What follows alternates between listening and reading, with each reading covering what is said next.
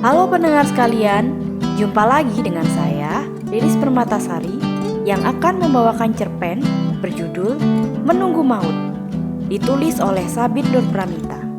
Seperti apa ceritanya? Stay tune!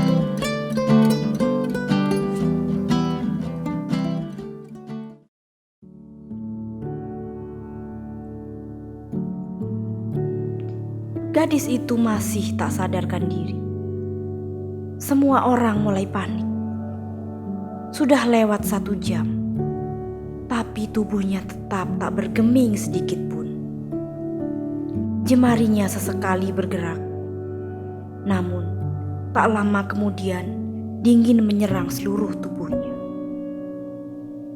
Bibirnya pucat membeku, sementara detak jantungnya tak lagi beraturan. Tangis mulai membahana di seluruh ruangan kecil berukuran 3x3 di sudut kelas 3 rumah sakit itu. Angin telah membawa kabar kedatangan malaikat maut. Langit berucap selamat datang untuk roh yang akan menjadi penghuni baru di dalamnya. Bumi pun mulai gemeretak, mempersiapkan diri menjadi tempat terakhir jasad yang akan segera memasukinya. Laki-laki muda terus menggoncangkan tubuh gadis yang setengahnya telah berbau bangkai itu. Seakan tak pernah diizinkan gadis itu pergi secepat ini. Tidak semudah ini. 20 tahun.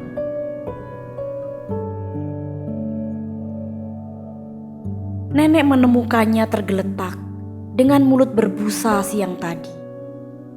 Sudah seharian ia tak keluar kamar. Mereka tak pernah curiga karena memang terbiasa keluar kamar ketika makan siang. Namun, ketika jarum jam mulai bergeser dari angka 12, semua mata mulai saling berpandangan. Nenek adalah orang pertama yang panik dengan keganjilan itu. Seolah dapat dirasakannya apa yang terjadi di balik kamar yang selalu gelap sejak 3 bulan terakhir itu. Nenek adalah orang pertama yang panik dengan keganjilan itu. Seolah dapat dirasakannya apa yang terjadi di balik kamar yang selalu gelap sejak 3 bulan terakhir itu. Dengan tergopoh-gopoh, wanita 68 tahun itu mencuri kunci duplikat. Kamar itu memang selalu terkunci. Karena itu, sejak kejadian 1 bulan yang lalu, nenek memutuskan untuk membuat kunci duplikat tanpa sepengetahuan si empunya kamar. Nenek masih saja terus memanggil nama gadis yang berada di balik pintu, yang saat ini tengah dicoba untuk dibuka. Tangan wanita itu gemetar. Kulit yang mulai menggelambir semakin kuyup. Guratan-guratan yang memetakan wajahnya terasa tak sanggup menahan derita yang begitu perih.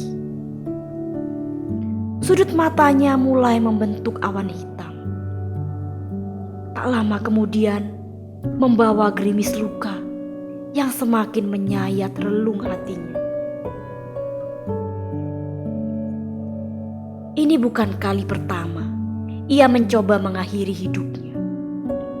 1 bulan lalu, masih nenek yang pertama kali menyaksikan ia mencoba mengundang Israel dengan memutus urat nadi tangannya. Untung nyawanya masih bisa terselamatkan. Sejak itu, nenek tak pernah meninggalkan satu-satunya peninggalan buah hatinya itu sendirian. Meski pintu kamar selalu terkunci, sesekali nenek mengintip dari kaca jendela, memastikan keadaan di dalam baik-baik saja. Gadis itu tak pernah mau bicara. Sepanjang hari, ia hanya bergumul dengan tumpukan album foto yang terus saja dibolak-balik. Sesekali ia tersenyum pada satu halaman, cemberut pada halaman lain, dan terkadang menangis sesenggukan. Tak jarang ia berteriak, membuat seisi rumah kelimpungan, bingung harus berbuat apa. Pernah anak bungsu nenek menyarankan untuk membawanya ke rumah sakit jiwa, tapi nenek menolak mentah-mentah. "Dia masih waras," kata nenek dengan terbata-bata. "Tapi dia sudah tidak berpikir normal, Bu. Kami tidak mungkin menjaganya 24 jam. Kami punya kesibukan sendiri." "Aku yang akan merawatnya," tegas nenek yang diiringi buliran bening terjatuh di lantai keramik putih tanpa sedikit pun melewati guratan-guratan tipis yang terukir di wajahnya. Nafasnya mulai tersengal-sengal. Matanya terbelalak, seolah tengah menatap sesuatu yang mengerikan. Bola mata di dalamnya terbalik, sedangkan tangannya tergenggam kuat. Nenek hanya bisa menangis. Yang lain berdiri lemas, mengitari ranjang putih di mana si gadis berjuang melawan sakit yang dipilihnya sendiri. Laki-laki muda itu masih saja memanggil-manggil si gadis. Bukan lagi awan pekat yang mendatangkan gerimis di bumi hatinya, melainkan hujan badai yang merobohkan segala bentuk kekuatan, menenggelamkan semua tawa dan kehangatan. Sementara itu, dokter masih mencoba memaksimalkan kemampuannya sebagai manusia. Beberapa kali, ia mencoba mengembalikan detak jantung si gadis dengan sengatan listrik. 1, 2, 3, hasilnya sama. Alat deteksi jantung masih menggambarkan garis lurus. Ia mulai putus asa. Namun Tuhan masih memberikan kesempatan kedua. Sengatan listrik keempat, garis naik turun macam sandi rumput, mulai terlihat. Semua berucap syukur alhamdulillah, termasuk nenek dan laki-laki muda itu. Dua orang yang mungkin paling tak sanggup menerima kenyataan jika gadis itu benar-benar pergi. Hampir setiap hari, laki-laki itu berkunjung ke rumah nenek. Gadis itu tak lagi mengunci pintu kamarnya.